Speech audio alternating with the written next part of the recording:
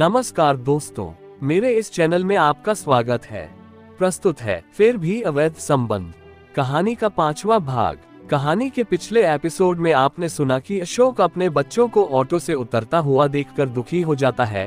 घर में आकर शेखर अपनी मां के बारे में अपने पिता से पूछता है। अशोक उस पर गुस्सा हो जाता है। धनराज शेखर को अपने कमरे में ले जाकर उसकी मां के बारे में सच्ची बात बता देता है। शेखर समझ तो जाता है, पर वह दुखी होकर अपनी बहनों के साथ खेलने लगता है।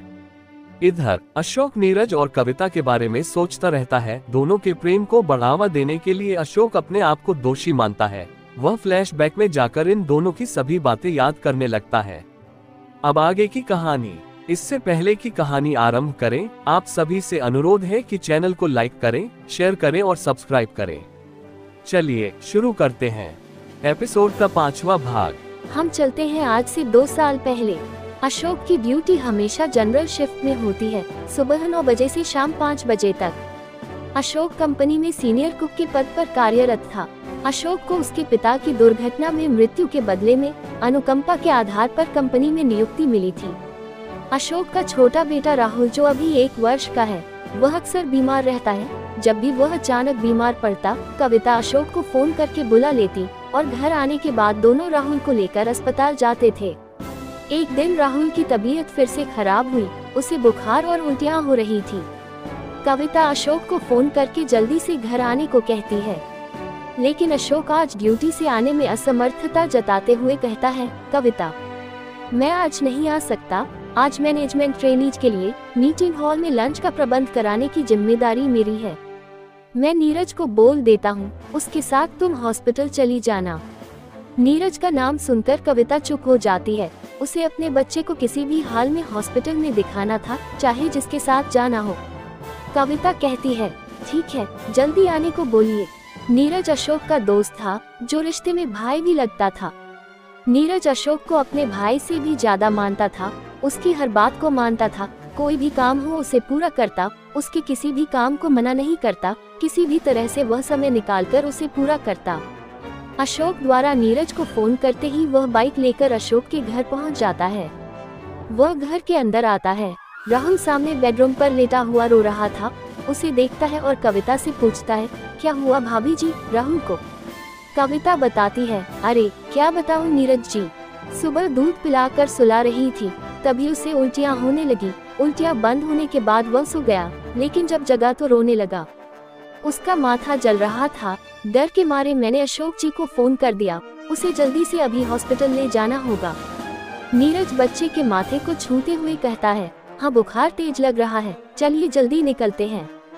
कविता पहले से ही तैयार बैठी थी। उसने शेखर और पायल से बात की और राहुल को गोद में उठाकर नीरज के साथ बाहर निकल गई।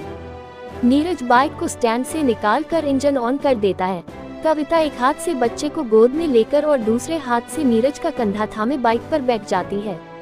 कविता पहली बार नीरज के साथ बाइक में बैठ रही थी और कविता को बाइक पर बैठाने का यह नीरज का पहला मौका था। नीरज का ध्यान सड़क पर बाइक चलाने में लगा हुआ था, लेकिन कविता के कंधे पर हाथ रखने के कारण नीरज का ध्यान और मन भटक रहा था। वह आराम से बाइक चलाने की पूरी कोशिश कर रहा था, क्योंकि उसके घर से अस्पताल तक का रास्ता भीड़ भाड़ वाला था और जगह जगह ब्रेकर बने हुए थे। नीरज अशोक से 1 साल छोटा था, जवान और खूबसूरत भी। नीरज भी उसी कंपनी में वेल्डर का काम करता था। नीरज के घर वालों ने उसकी शादी उसके मर्जी के खिलाफ सरोज नाम की लड़की से करवा दी थी, जो उन्हीं के जात बिरादरी वाली थी। नीरज की पत्नी सरोज बहुत ही सीधी सादी और मासूम थी। उसके 2 प्यारे प्यारे बच्चे थे, एक 5 साल का लड़का और एक 2 साल की लड़की थी। नीरज लगातार सड़क पर बाइक चला रहा था। कविता का हाथ नीरज के कंधे पर था, जिससे उसके शरीर में कर्ज सा दौड़ रहा था। उसके रोंगटे खड़े हो गए थे। नीरज की नीयत बदल रही थी। कविता का ये स्पर्श उसके मन मस्तिष्क को खुश कर रहा था। नीरज को भी कविता का कंधा थामना अच्छा लग रहा था। नीरज अक्सर अशोक के घर आता जाता रहता था। कविता से भाभी के रिश्ते से हल्के फुल्के मजाक कर लिया करता था। कविता भी उसके हंसी मजाक का बराबर जवाब दिया करती थी। थोड़ी देर बाद कंपनी का अस्पताल आ जाता है। कविता बच्चे को लेकर बाइक से उतर जाती है। नीरज बाइक को स्टैंड पर रखकर क्लिनिक के अंदर आता है और साइड में रखी कुर्सी पर बैठ जाता है। क्लिनिक में टोकन सिस्टम था। कविता को 5 नंबर का टोकन मिला था। वह बच्चे को गोद में लेकर कुर्सी पर बैठी हुई थी और अपनी बारी आने का इंतजार कर रही थी। नीरज कविता को देख रहा था। बाइक से अस्पताल आते समय कविता के स्पर्श से अभी तक आनंदित हो रहा था। कविता बहुत खूबसूरत थी। नीरज ने उसे पहले भी कई बार देखा था। आज पहली बार कविता को इतने करीब से देख रहा था। घर में उतना ध्यान नहीं देता था। कविता की नजर अचानक नीरज पर पड़ती है। वह एक पल के लिए चौंक जाता है और अपनी नजर दूसरी तरफ घुमा लेता है। टोकन नंबर 5, यह आवाज गेट में खड़ा अटेंडेंट देता है। नीरज देख रहा था कि कविता अपने बच्चे को लेकर अंदर जा रही है। अंदर जाते समय नीरज की नजर उसकी कमर और निचले हिस्से पर पड़ती है। नीरज मन ही मन सोचता है, वाकई उसकी खूबसूरती सिर्फ चेहरे पर ही नहीं बल्कि पूरे बदन से झलकती है। थोड़ी देर बाद कविता पर्ची लेकर बाहर आती है और नीरज को काउंटर से दवाई लाने को कहती है। नीरज दवाई लेने चला जाता है। थोड़ी देर बाद नीरज दवाई लाकर कविता को समझाता है कि दवाइयाँ राहुल को कैसे देनी है। बच्चे को डॉक्टर को दिखा लेने के बाद कविता रिलैक्स हो जाती है। अब दोनों अस्पताल से बाहर आ जाते हैं। नीरज बाइक लेकर पहुंचता है। कविता बच्चे को गोद में लेकर बाइक पर बैठ जाती है और दूसरे हाथ से फिर से नीरज का कंधा पकड़ लेती है। नीरज, जो कविता के स्पर्श से होश खो रहा था, चुपचाप बाइक आगे बढ़ा देता है। थोड़ी देर बाद जैसे ही नीरज की बाइक की स्पीड बढ़ती है, कविता उसे टोकती है। नीरज को अपनी गलती का एहसास होता है और वह आराम से बाइक चलाने लगता है। वह मन ही मन कहता है कि नीरज, आज तुम अपना होश क्यों खो रहे हो? तुम्हें क्या हो गया है? इतना उत्साहित क्यों हो? नीरज मन ही मन खुश हो रहा था। उसकी भावनाएं अब दूसरी दिशा में बह रही थी। मन को कितना भी समझाओ कि यह गलत है, बड़े भाई की बीवी भाभी है, लेकिन मन मानने को तैयार नहीं था। नीरज कविता की ओर खींचता जा रहा था। उसके मन में उसके प्रति लगाव पैदा हो गया था। नीरज घर के पास लाकर बाइक रोकता है। कविता बच्चे को गोद में उठाकर उतर जाती है और मुस्कुराते हुए कहती है, नीरज, धन्यवाद, तुम ना होते तो आज अस्पताल बच्चे को ले जा नहीं पाती। तुम्हें मालूम है, हमारे घर तरफ ऑटो भी नहीं आते। नीरज, अरे भाभी, इसमें धन्यवाद की क्या बात है? मैं भी घर का एक सदस्य हूँ, कोई अजनबिया पराया नहीं। कविता कहती है, नहीं नहीं नीरज, मेरा यह मतलब नहीं था। कविता दरवाजे के पास रुककर कहती है, नीरज अंदर आओ, चाय पीकर जाना।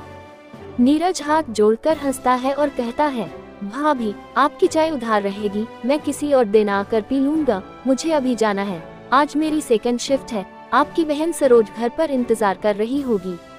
कविता हंसते हुए कहती है, ठीक है, सरोज को बता देना, मैंने याद किया है। ठीक है भाभी, कहकर नीरज बाइक स्टार्ट करता है और घर की ओर निकल जाता है। कविता घर के अंदर आती है और राहुल को बिस्तर पर लिटा देती है। अस्पताल से घर आते समय राहुल उसकी गोद में सो गया था। कविता कपड़े बदलती है और नीरज को याद करती है, कितना अच्छा है, अशोक के फोन करते ही आ गया।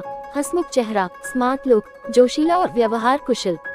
बाइक चलाते समय नीरज का कंधा थामे रहना भी कविता को भी अच्छा लग रहा था। नीरज का बलिष्ठ और आकर्षक शरीर उसे लुभा रहा था। कविता ने पहले कभी इतने ध्यान से नीरज को देखने की कोशिश नहीं की थी।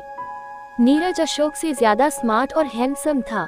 अशोक उतना हैंडसम तो नहीं था, लेकिन एक अच्छा इंसान था, एक जिम्मेदार पिता और पति। उसने अपने छोटे से परिवार को कभी किसी चीज की कमी नहीं होने दी। वैसे कविता को अपने पति की तुलना किसी और आदमी से नहीं करनी चाहिए। शाम को घर आकर अशोक सबसे पहले राहुल के पास जाता है और उसके माथे पर हाथ रखता है और कविता से कहता है, बुखार उतर चुका है। राहुल जाग रहा था। जैसे ही वह अपने पिता को देखता है, वह मुस्कुराता है और अपने हाथ पैर हिलाने लगता है, जैसे वह अपील कर रहा हो कि मुझे उठा लो। अशोक उसे गोद में उठा लेता है। कविता अशोक को अस्पताल जाने के बारे में बताती है, फिर बातों ही बातों में कहती है कि नीरज बहुत अच्छा है, जैसे ही तुमने फोन किया वह तुरंत आ गया। अशोक, हाँ, बहुत मदद करता है, मुझे किसी भी चीज के लिए मना नहीं करता। कविता कहती है, किसी दिन नीरज को पत्नी और बच्चों के साथ डिनर के लिए घर बुलाओ। ठीक है, इस रविवार को बुला लेते हैं, मैं उसे बता दूंगा, कहकर अशोक बाथरूम की ओर चला जाता है। कविता के मन में अब नीरज से दोस्ती बढ़ाने की इच्छा जागृत हो चुकी थी। क्या कविता के दिल में नीरज ने जगह बना ली थी? क्या आज की ये छोटी सी मुलाकात कविता और नीरज के लिए एक मील का पत्थर साबित होने जा रहा है? जानने के लिए धारावाहिक के अगले एपिसोड का इंतजार करें। धन्यवाद। दोस्तों, ये धारावाहिक अगर आपको पसंद आए हो तो चैनल को लाइक करें, शेयर करें और सब्सक्राइब करें ताकि नया एपिसोड का नोटिफिकेशन तुरंत आपको मिल जाए। अगर आप भी इस कहानी को प्रतिलिपि पर पढ़ना चाहते हैं तो इसका लिंक डिस्क्रिप्शन बॉक्स में मिल जाएगा। सिर्फ आपको प्रतिलिपि ऐप डाउनलोड करके पढ़ना होगा। धन्यवाद।